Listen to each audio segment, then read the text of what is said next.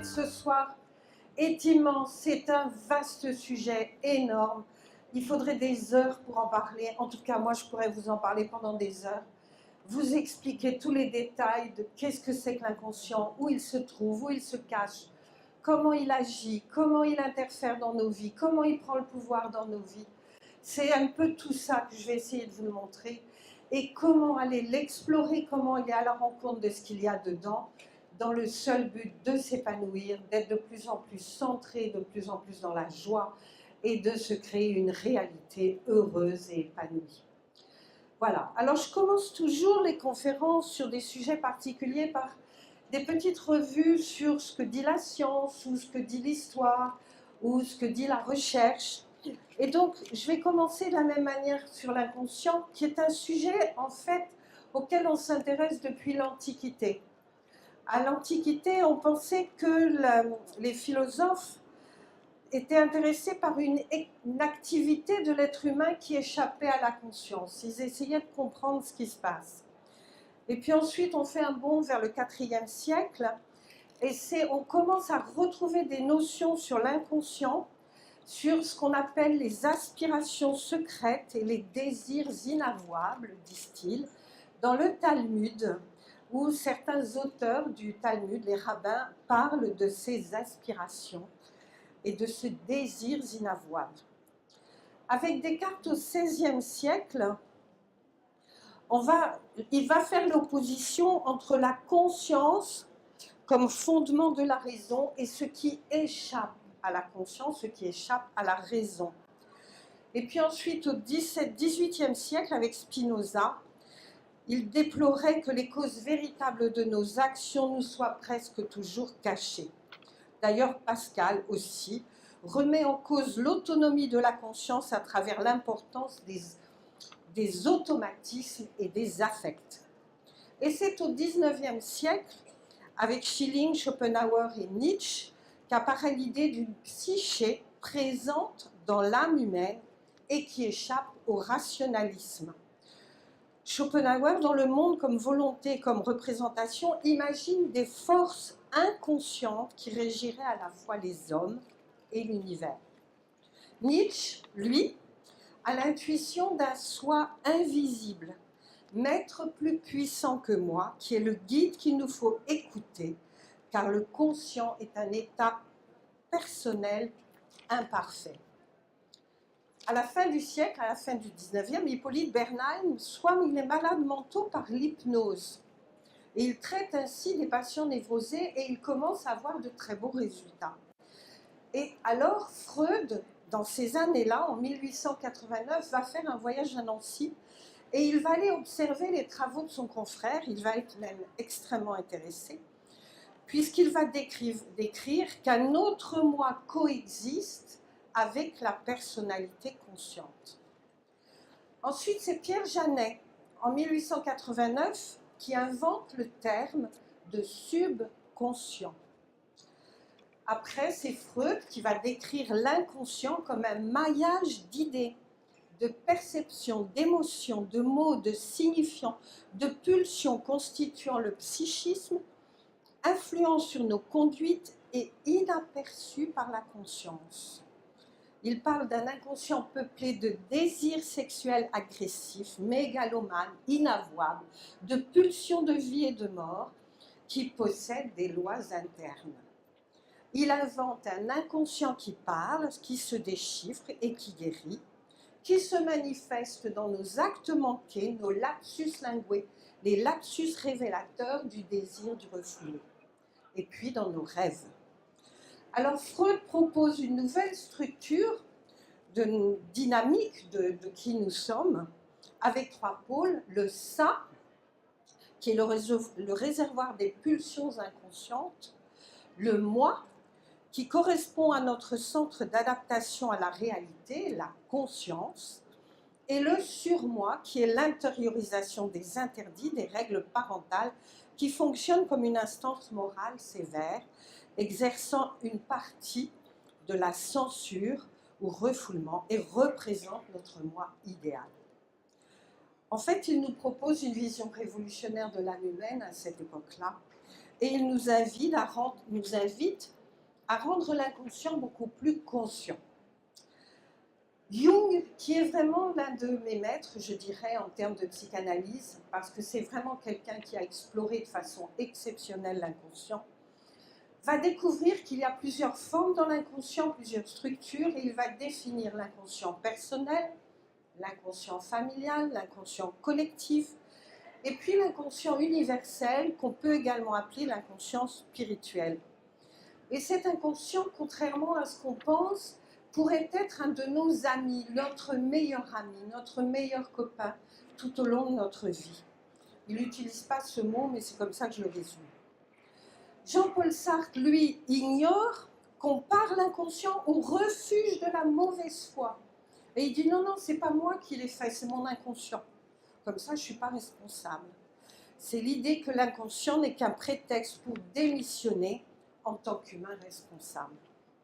Et puis Jacques Lacan, pour terminer avec les grands courants psychanalystes, dit que nous sommes responsables de notre inconscient. Nous avons à en répondre, ce qui signifie que nous devons connaître et affronter nos pensées, nos fantasmes, même si cela nous coûte moralement.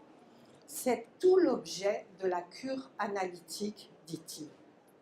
Aujourd'hui, les avancées des neurosciences, les sciences du cerveau, confirment les intuitions de Freud sur la réalité de l'inconscient, et ça c'est Boris Cyrulnik qui le dit, et de nombreux neurobiologistes tels Jean-Paul Tassin, des neurologues tels Lionel Nakache, disent qu'il n'existe pas à proprement parler de siège central de l'inconscient, mais des zones cérébrales comme le cerveau limbique, le cerveau cognitif pour les zones associatives, et puis les zones associatives du cortex qui créent des liens entre les idées, les mots, les choses et les aires sensorielles. Aujourd'hui, les développements de la neurophysiologie et de la neuropsychologie permettent de mieux comprendre nos conflits psychiques et de voir que ces conflits psychiques sont souvent à l'origine de psychosomatiques, de maladies psychosomatiques et de douleurs physiques. En effet, le cerveau traite les mots exactement comme les sensations, et des mots peuvent avoir le même effet et amener des douleurs dans le dos, des troubles somatiques tels que des brûlures d'estomac, des maux de tête. On se met à souffrir de tout cela, alors qu'en fait, on a juste reçu une insulte, une critique, un jugement, quelque chose qui nous a blessés. Les recherches actuelles montrent que l'inconscient, ce n'est pas seulement dans la tête, c'est toute une organisation psychocorporelle. J'en ai terminé avec les notes et je vais vous parler de mon expérience de l'inconscient. En fait, l'inconscient, il n'est pas que dans le cerveau, il n'est pas que invisible. L'inconscient, c'est quelque chose de palpable, c'est quelque chose dont on peut faire l'expérience, c'est quelque chose qu'on peut explorer, c'est quelque chose qu'on peut situer. Je dirais, si on reprend la définition des psychanalystes, 1/10 de la personnalité est consciente et 9/10 est inconscient. Voilà, l'inconscient, c'est tout ça sur ma structure de personnalité. Et je n'ai conscience de 1/10. C'est vraiment pas beaucoup, 1/10 de conscience de ma structure de personnalité. On va avoir une autre approche, je dirais, qui intègre les sciences orientales pour comprendre l'inconscient et son siège. Je reviendrai sur cette feuille tout à l'heure. Cette autre approche, pour la comprendre, il faut comprendre comment est l'être humain. L'être humain, c'est un corps physique avec à l'intérieur un cœur, un cerveau, une moelle épinière, un cervelet, un bulbe rachidien et une moelle épinière, et puis plein de vaisseaux qui circulent, des nerfs, des veines, des artères, des capillaires, des artérioles, etc. Mais l'être humain, ce n'est pas que ça. L'être humain, c'est aussi de l'énergie. Je ne suis pas qu'un corps physique, je suis un corps d'énergie. Et mon corps d'énergie, je peux le représenter ici autour. Voilà, ça c'est la première enveloppe qu'on appelle le corps éthérique. J'ai une deuxième enveloppe qu'on appelle le corps astral. J'ai une troisième enveloppe qu'on appelle le corps causal. J'ai encore une enveloppe qu'on appelle dans les approches yogiques le corps bouddhique et encore une enveloppe qu'on appelle le corps atmique. Voici le corps bouddhique et le corps atmique. En fait, je le fais en pointillé parce qu'en fait, ça ne s'arrête pas là. Il y a encore plein d'autres corps qu'on peut explorer et on peut monter jusqu'à 352 niveaux. On parle de 75 corps de lumière qu'on peut explorer. Eh bien, ma définition de l'inconscient, c'est tout ça. L'inconscient siège dans tout ça. Et c'est ça que je vais essayer de vous expliquer. Quelle est l'origine de mon inconscient? Comment va-t-il se construire avec ma psyché? On va repartir sur cette feuille au départ, au moment où je suis juste une conscience, je suis, qui choisit de s'incarner pour venir faire l'expérience de la vie. C'est ce qu'on dit dans les sciences orientales, les sciences védiques par exemple, c'est ce qu'on dit dans beaucoup d'approches spirituelles. Je suis d'abord conscience, je suis perfection, je suis un être lumineux, un être d'amour, de lumière, et je tends vers la perfection. Dans les textes sacrés, on dira que je suis à l'image du divin.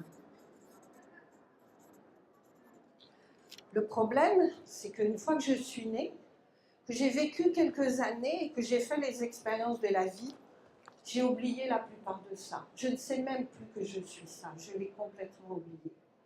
Je l'ai refoulé dans mon inconscient. Donc on va voir comment ça va se structurer. La première partie de mon inconscient, elle est innée. Je l'ai avant de venir au monde.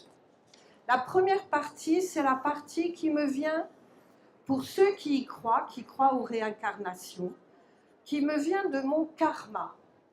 Si dans mes vies antérieures, je n'ai pas été quelqu'un d'honnête, de droit, de centré, de juste, si j'ai été un voleur, un tueur, un méchant, un mauvais, une, je dis un pour dire en général, eh bien je vais avoir ce qu'on appelle une dette karmique. Et j'arrive pour m'incarner avec cette couche qui vient habiller mon je suis. J'ai une deuxième couche qui va venir m'habiller, c'est la couche du collectif, ici autour, et qui va construire aussi mon inconscient inné. Dans cette couche collective, je vais trouver toutes les énergies auxquelles je suis soumis, qui vont m'impacter, qui vont agir dans ma vie, qui vont me guider, qui vont me pousser, qui vont me faire faire des choses, qui vont transformer mes comportements. On va trouver là-dedans ce qu'on appelle les égrégores, qui sont tous les amas de formes pensées de l'humanité depuis qu'elle existe, et qui sont rassemblés en groupes en fonction des groupes sociaux, en fonction des religions, en fonction des groupes politiques, en fonction des associations, des activités, etc. Et puis il y a tout ce qui touche au mythe, au symbole, et dans tout ça, il y a ce qu'on appelle les archétypes, qui sont des amas énergétiques, des manteaux énergétiques qui viennent m'habiller, qui viennent habiller mes comportements, soit de façon positive, soit de façon négative, en fonction de l'état dans lequel je suis quand ils viennent sur moi, quand ils viennent m'habiller. Par exemple, l'archétype du guerrier, s'il vient m'habiller quand je suis en colère, au lieu d'être un crocodile en colère, je vais me retrouver comme un dragon qui crache du feu. Si ça, ces archétypes, tout ça, c'est le collectif. Ça appartient à la dimension du collectif qui est innée Dès l'instant où je choisis de naître dans une famille, dans un pays, dans une culture, dans un milieu social, dans une religion, du fait des parents, du pays où ils habitent, de la religion qu'ils ont, je suis soumis à toutes ces dimensions de l'inconscient. Il y a encore une dimension innée, c'est la dimension familiale. Cette dimension familiale, ce sont toutes les dimensions de fidélité que je vais avoir avec les membres de ma famille, avec mes aïeux, avec ma lignée paternelle, avec ma lignée maternelle. Du fait de mon prénom, de ma date de naissance, de mon rang de fratrie, je vais avoir des liens de fidélité avec les membres de ma famille. Tout ça, c'est inconscient. Tout ça, ça encode ma structure de personnalité. C'est comme si en arrivant au monde, j'avais un disque dur avec déjà toutes ces informations, tous ces programmes qui commencent à agir sur moi. Et puis il y a une dernière couche qui, elle, va se construire avec mon histoire et qui correspond à ce qu'on appelle l'acquis.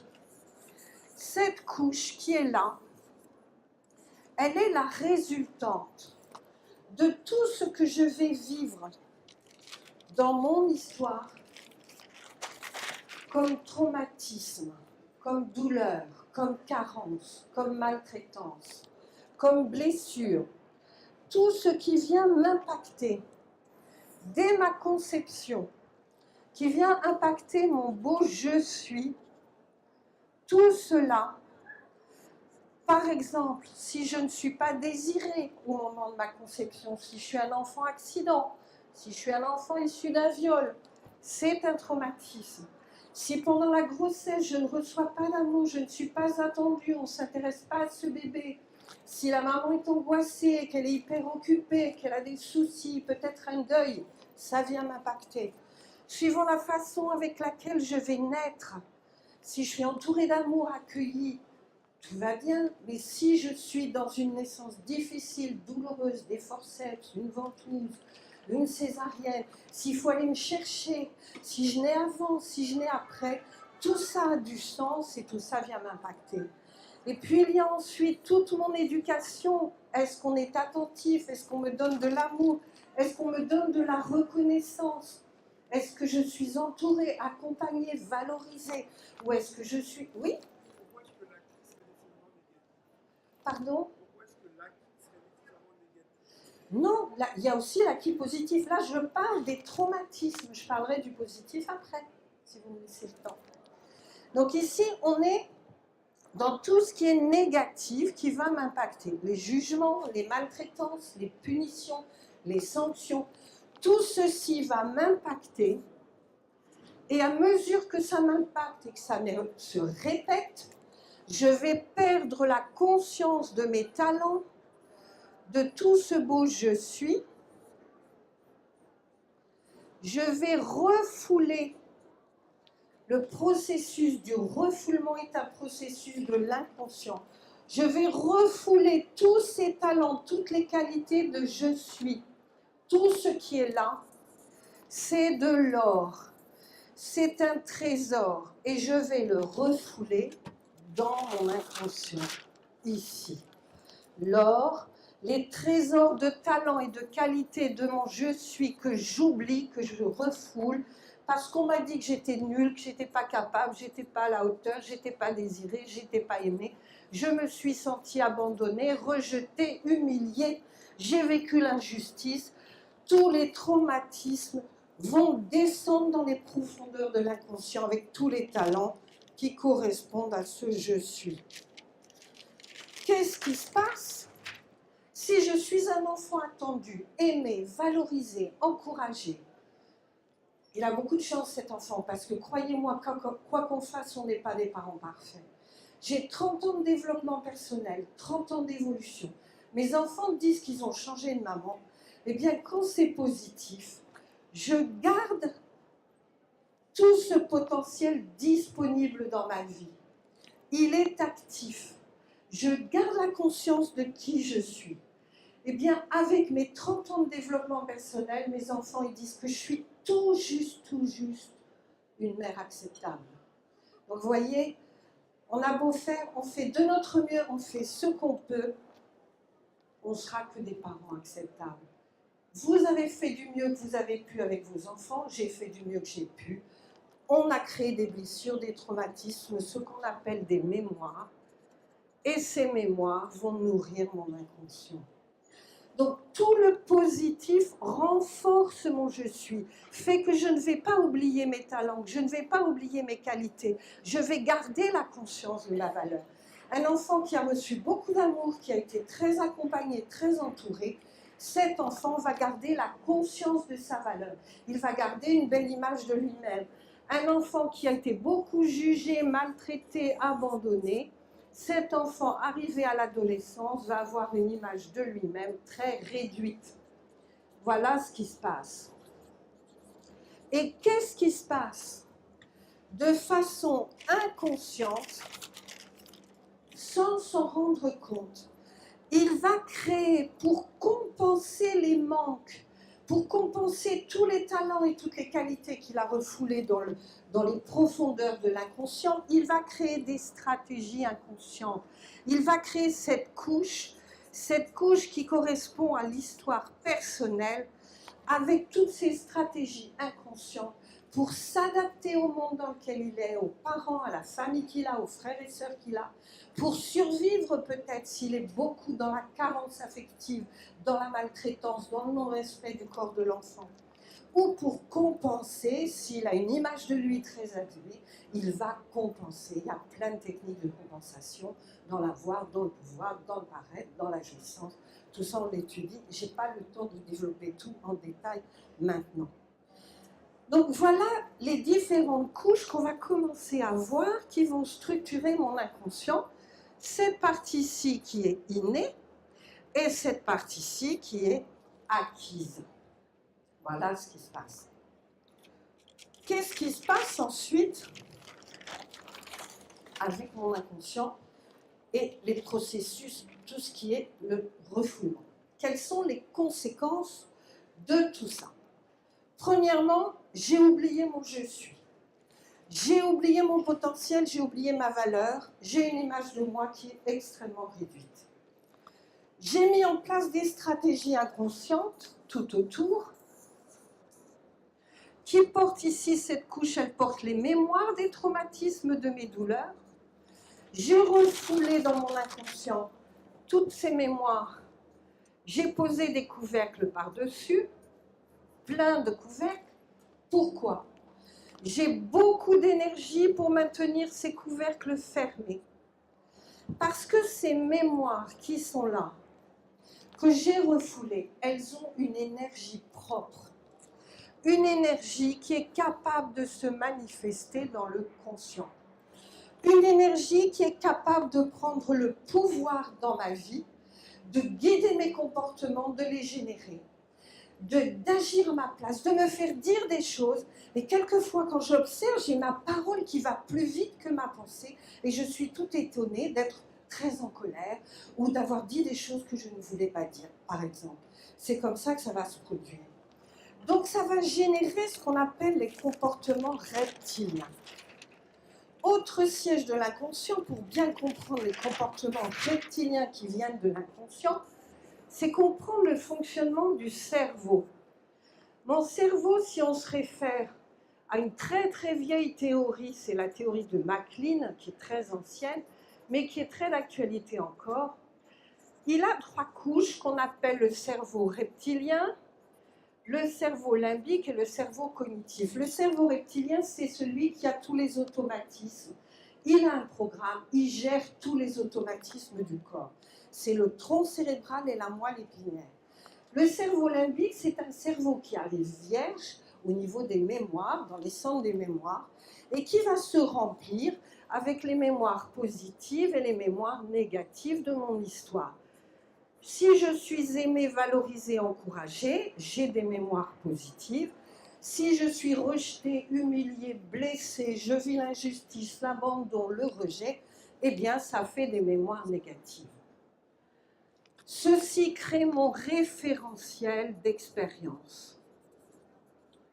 Qu'est-ce que c'est que ce référentiel d'expérience? C'est le disque dur qui fonctionne comme Google. Chaque situation que j'ai à vivre dans le présent, quelle qu'elle soit, je rencontre une personne, on me présente à une personne. C'est une situation. Comment elle est, cette personne? La couleur de ses cheveux, c'est une information. Sa taille, son visage, sa forme, son habit, ses couleurs, son sourire, sa façon d'être, sa façon de se positionner, tout ça sont des informations. Une seule information suffit sur cette personne lorsque je la rencontre. Et elle est prise comme dans Google, comme un mot-clé. Ça s'en va ici, dans le filtre de mon cerveau reptilien, de mon cerveau limbique, pardon. Mon cerveau limbique, il fonctionne comme un filtre. Et il va dire, à quoi ça ressemble ça? C'est un homme ou c'est une femme? Elle a des cheveux longs ou il est blond? Je vais chercher dans mon référentiel à quoi ça ressemble. Et si ça ressemble à une mémoire positive, peut-être ça ressemble à mon papa, qui était blond, qui était beau, qui était adorable, qui était merveilleux, eh bien mon passé va se projeter sur la situation présente et mon cerveau limbique va dire oui j'aime. Et si mon cerveau limbique dit oui j'aime, ça me rappelle mon père, eh bien mes trois cerveaux vont fonctionner en harmonie. Je reste centré sur mon je suis, sur mes talents, mes qualités. Je suis créateur de valeur. Je suis dans l'action et je vais avoir un beau contact avec cette personne. On va pouvoir co-créer, faire des choses ensemble. J'ai le cœur ouvert pour l'accueillir et j'ai un regard positif sur elle. Maintenant, imaginons que cette information vienne connecter une mémoire négative. Ça ressemble à mon papa, mais là, mon papa, c'était quelqu'un de terrible, qui me faisait peur, qui me terrifiait, qui était hyper sévère, hyper exigeant, hyper dur, qui avait des attentes vis-à-vis de moi sans fin. Et donc voilà ce que ça va réveiller. Le passé va se projeter sur la situation présente, immédiatement. Le passé se projette, et donc, au lieu de voir cette personne, j'ai toutes les émotions en lien avec mon père qui vont remonter. Ces émotions remontent et mon cerveau limbique dit « je n'aime pas ». Si mon cerveau limbique dit « je n'aime pas », c'est une situation de stress. J'ai peur. Je ne sais pas ce qui va se passer. Peut-être que dans le passé, avec mon père, j'étais punie, j'étais rejetée, j'étais enfermée dans ma chambre, je n'avais pas le droit de sortir, j'avais des fessées, peut-être c'était ça. J'ai peur, il y a une situation de stress. Alors, ça fonctionne de façon réflexe. Ça coupe avec le cerveau cognitif et particulièrement avec le cerveau droit. Je n'ai plus la vision globale de la situation. Je n'ai plus le recul pour comprendre la situation.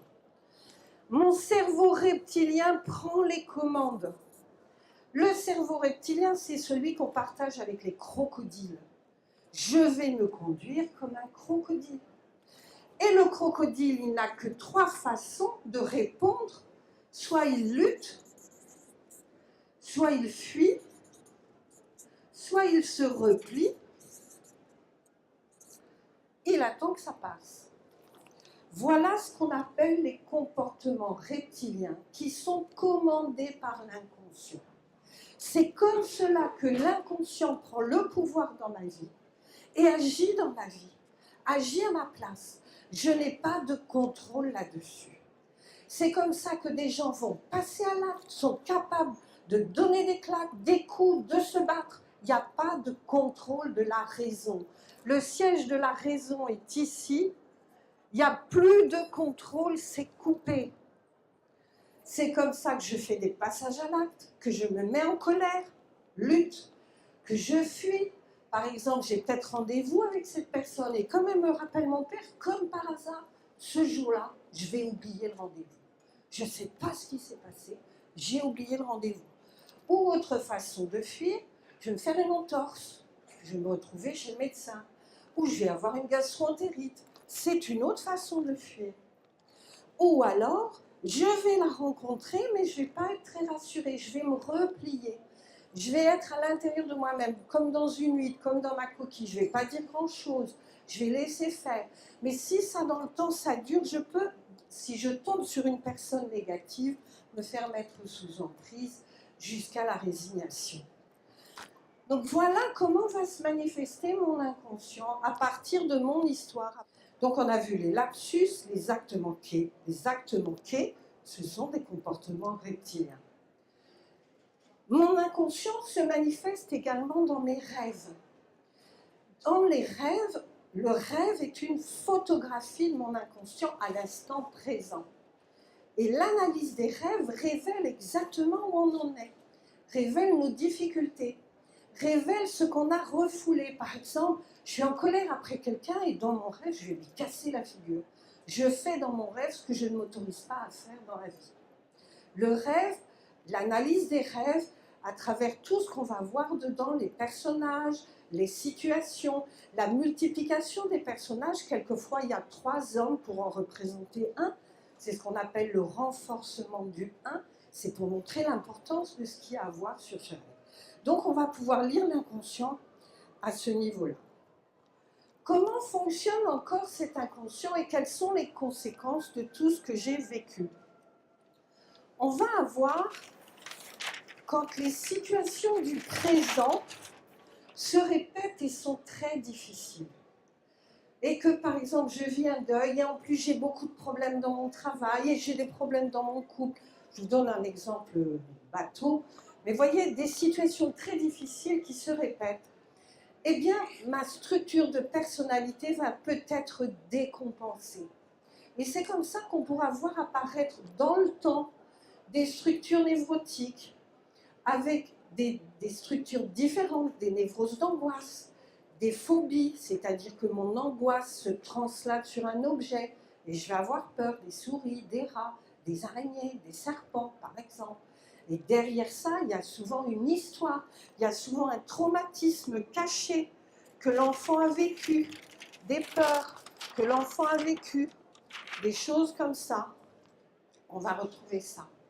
Je vais peut-être aussi manifester des décompensations sous la forme de TOC. Je me lave les mains tout le temps, j'ai peur d'attraper des microbes tout le temps, je ne vais jamais pouvoir poser mon sac à main par terre. J'ai des gens qui remettaient leurs porte-manteaux tous les jours systématiquement dans les armoires, ils passaient des heures à remettre les porte-manteaux. Et si le porte-manteau n'était pas droit dans l'armoire, ça créait des angoisses terribles, il allait lui arriver des choses terribles. On en meurt quelquefois de ça, tellement ça peut être violent et tellement ça peut être épuisant d'être dans les TOC. Le TOC, c'est ce qu'on appelle un rituel conjuratoire de l'angoisse. C'est-à-dire que de façon inconsciente, je vais faire quelque chose qui vient apaiser mon angoisse, qui vient la calmer. Et le fait de faire ça, ça m'apaise, ça me soulage. Sauf que l'angoisse, comme elle n'est pas traitée, ben elle remonte, elle remonte, elle remonte. Et j'ai de plus en plus de TOC et de TOC et de TOC. Et j'ai de plus en plus de mal à vivre. Il suffit quelquefois d'un traitement, d'un temps avec un thérapeute, avec un psychiatre, avec un psychanalyste, ou avec les techniques dont je vais vous parler tout à l'heure pour obtenir de belles guérisons et aller beaucoup mieux. Dans des cas beaucoup plus graves, on va avoir des décompensations psychotiques. J'ai eu au tout début de ma carrière, il y a une trentaine d'années, une jeune femme qui avait été martyrisée par son père. Violée, vendue aux copains du père, attachée, battue, enfermée, une enfant martyre. Et cette jeune femme, pour survivre, n'avait pas eu d'autre choix que de se dissocier. Symboliquement, je dirais de sortir de son corps, comme si sa conscience sortait hors de son corps. C'est symbolique ce que je vous raconte, mais ce n'est pas loin de la vérité. Et donc j'ai connu cette jeune femme, elle a fait ce qu'on appelle une décompensation psychotique. C'était tellement douloureux, tellement difficile, qu'elle s'est retrouvée dans cet état. Et ce qui était terrible, c'est que ce scénario recommençait à son travail, où ses camarades de production dans l'usine où elle était, l'enfermait dans les vestiaires, dans les placards des vestiaires, la laissait pendant des heures et disait à son chef qu'elle n'était pas là, qu'elle était absente. C'était vraiment terrible. Donc vous voyez, tout ce qui peut se passer dans l'inconscient. Il y a encore des autres décompensations qui sont intéressantes, sont les états hystériformes. Dans l'expérience que j'en ai, les jeunes filles qui n'ont pas été respectées dans leur enfance, qui ont été abusées, les petites filles, chez qui on a demandé d'être des femmes, avoir une sexualité, qui se sont fait abuser, attoucher, violer, toutes ces jeunes filles arrivées à la fin de l'adolescence développent ce qu'on appelle des formes hystériques, des formes hystérifantes. Elles ont leurs énergies sexuelles qui sont au dehors. L'énergie, elle est dispersée. Cette énergie dispersée, elle se manifeste dans le trop. Elles ont un côté allumeuse, elles ont un côté aguicheuse, alors qu'en fait, ce sont des victimes. Voilà, ça c'est ce que j'ai constaté moi dans mon expérience. Ce sont des compensations et j'appelle ça l'explosion des énergies sexuelles au dehors. Voilà pour les aspects pathologiques. Maintenant, on va s'intéresser à ce que j'appelle les piscines. Qu'est-ce que c'est que la piscine? L'inconscient est comme une piscine. Une piscine tout autour de nous. J'ai ma piscine autour de moi, vous avez chacun votre piscine là autour de vous. Et vous voyez comme on est proche. Nos piscines, elles viennent se chevaucher, elles viennent se rencontrer. Dès l'instant où je rencontre quelqu'un, dans ma piscine, dans mon corps énergétique, j'ai des choses dans mon inconscient de mon corps énergétique. Et je vais aller voir chez mon voisin ce qu'il y a et je vais vous expliquer comment ça marche. Et puis s'il y a des choses chez mon voisin qui vont faire que je peux jouer avec, reproduire l'histoire du passé, eh bien je vais me dire chic, je vais pouvoir commencer une relation avec cette personne, avoir des liens d'amitié ou une relation amoureuse ou une relation professionnelle.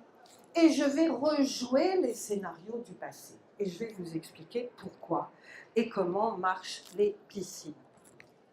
Toutes les mémoires de mon histoire sont situées dans mon corps énergétique. Mon corps énergétique, comme mon corps physique, il a des pompes, les chakras, au nombre de 7. Vous avez déjà entendu ce mot-là, qui sont reliés par un grand canal qu'on appelle Sushumna, puis des canaux latéraux qu'on appelle Ida et Pingala. Et si on regarde bien, ça fait le schéma du caducée du médecin, avec le petit serpent. Parce qu'on représente dans les sciences védiques, au fond du bassin, un petit serpent. Et puis ces deux canaux, Ida et Pingala, qu'on représente en Inde, avec les petites têtes de serpent, avec leur petite langue qui sort, et ils viennent se poser à la racine du nez. J'ai également des méridiens, que les acupuncteurs connaissent bien, et j'ai également plein de canaux dans mon corps énergétique, 72 000 nadis.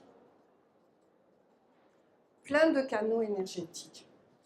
Les mémoires, c'est comme si elles faisaient des thromboses, des blocages sur mes canaux énergétiques. Tous les traumatismes, toutes les carences, toutes les blessures, ça fait ça. Quand j'ai des blessures d'enfance victime et que je rencontre dans ma piscine quelqu'un qui a des blessures identiques, on va pouvoir jouer ensemble à bourreau-victime. Et on va reproduire les schémas du passé de façon inconsciente. Au début, on ne s'en rend pas compte. Qu'est-ce qu'on va faire également? J'ai ces mémoires en moi qui peut-être se sont passées avec mon père, avec mon frère, avec ma mère, avec les gens de mon histoire. Eh bien, je risque de projeter sur les gens avec qui je suis en relation les souvenirs du passé. Comme on l'a vu tout à l'heure avec le schéma, je projette la mémoire positive ou négative sur la personne et sur les situations. Et je vais pouvoir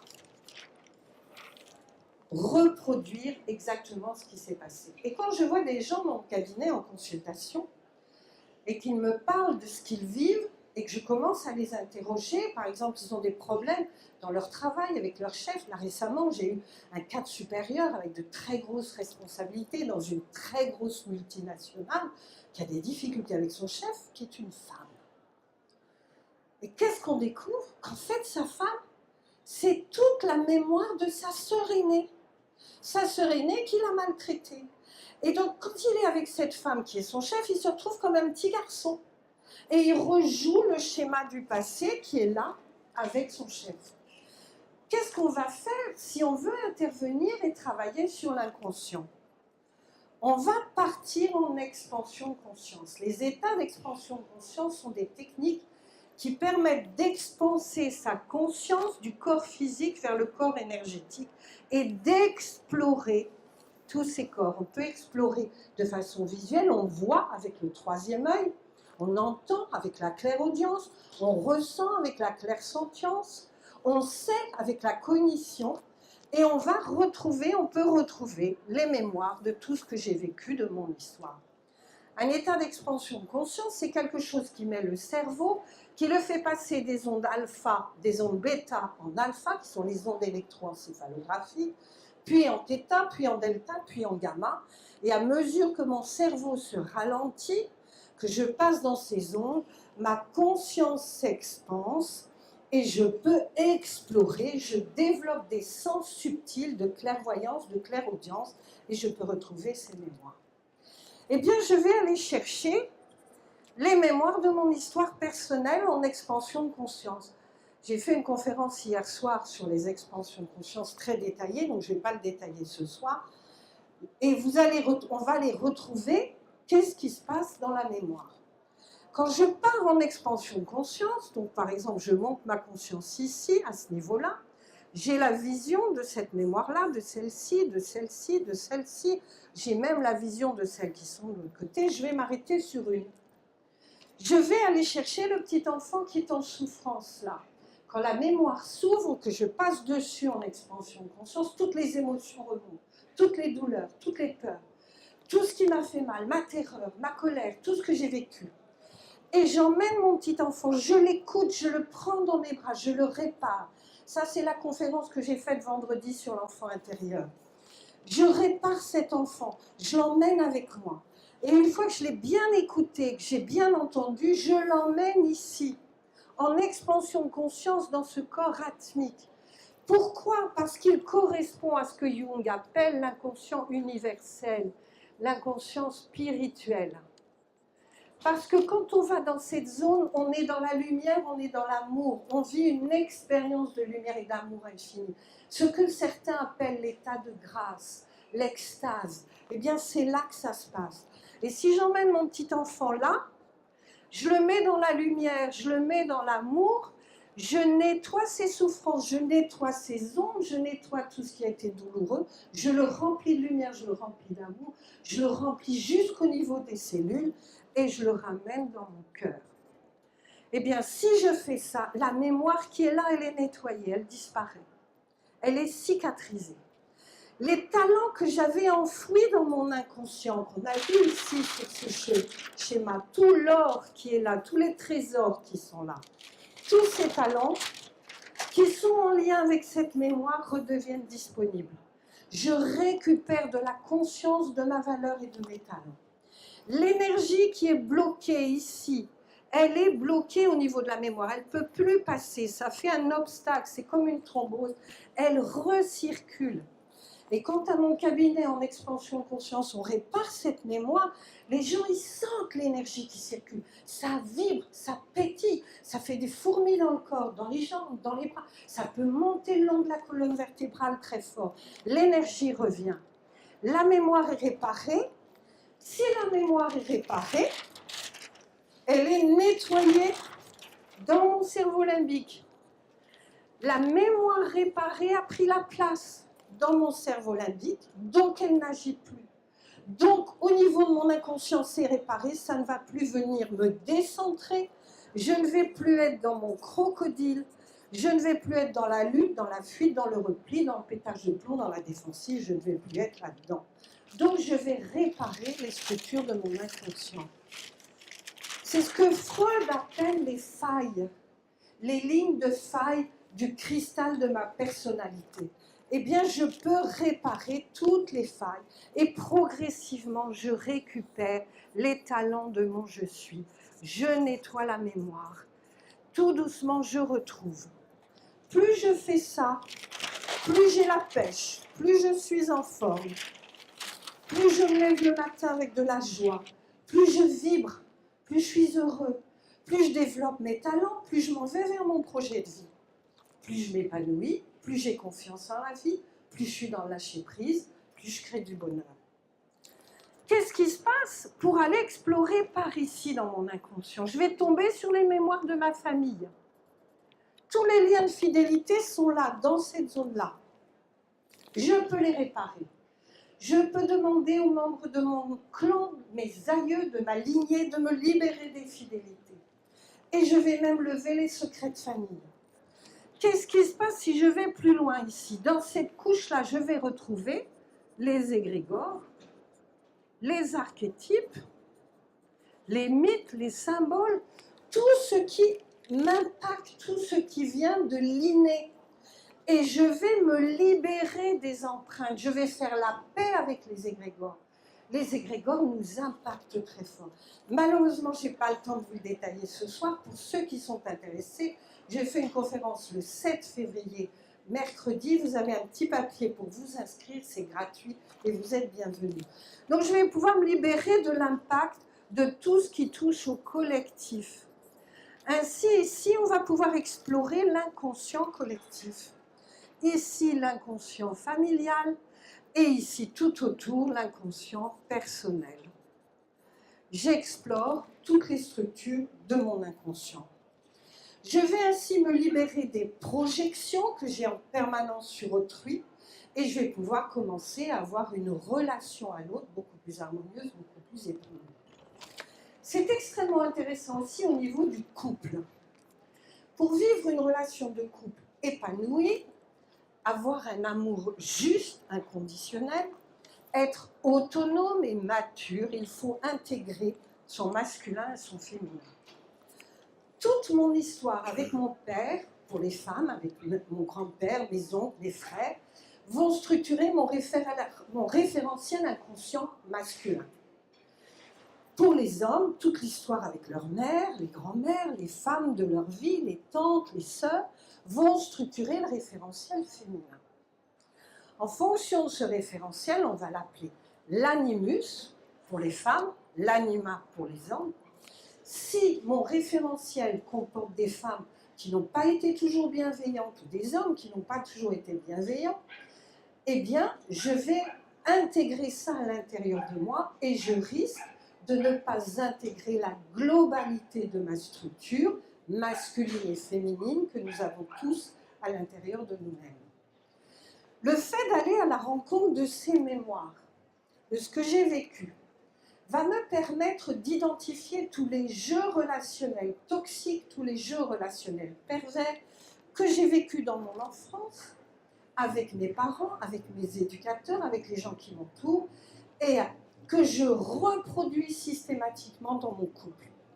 Le fait de nettoyer ces mémoires, d'identifier ces jeux, permet d'intégrer en profondeur ce qu'on appelle la dimension de l'animus, de réparer, d'intégrer la dimension de l'anima chez les hommes, de réunifier la personnalité et de pouvoir avoir une relation de couple mature, autonome, sans dépendance, sans fusion, et pouvoir m'épanouir pleinement dans ma relation.